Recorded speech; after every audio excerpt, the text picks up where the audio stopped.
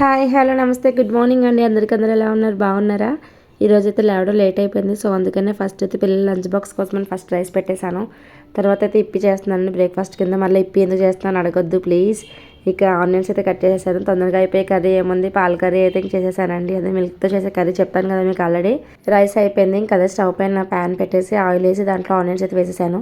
కొంచెం సాల్ట్ వేసి మూత పెట్టేశాను. అది అవుతూ ఉంటుంది. ఇక్కడ ఇప్పి కూడా అయిపోయింది.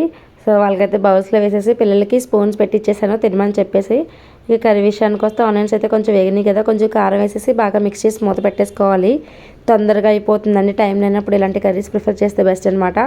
ఆనియన్స్ కూడా వేగినాయి కదా, కొంచెం పాలు వేసేసుకొని కలిపేసుకొని మూత పెట్టేసుకోవాలి. పాలు అనేది మన ఆప్షన్, మనకి ఎంత క్వాంటిటీ కావాలనుకుంటే అంత క్వాంటిటీ వేసుకోవచ్చు. కర్రీ అయితే అయిపోయింది ఆల్మోస్ట్. కొంచెం కొత్తిమీర వేసేసుకొని దించేసుకోవడమే. ఆయిల్ కూడా పైకి తేలింది కదా, కర్రీ అయితే రెడీ అయిపోయింది. ఇక lunch boxes snacks boxes ready చేసేసానండి. లంచ్ బ్యాగ్స్ కూడా రెడీగా పెట్టేశాను. వాటర్ బాటిల్స్ అవి నింపేసి పిల్లలు కూడా రెడీ అయిపోయారు. స్కూల్కి అయితే వెళ్ళిపోతున్నారు. బాయ్ చెప్తున్నారు చూడండి మా జస్ట్ బాబు. మీకు ఈ వీడియో నచ్చినట్లయితే please like, share, subscribe. Thank you for watching. Have a nice day. Bye bye. I love you.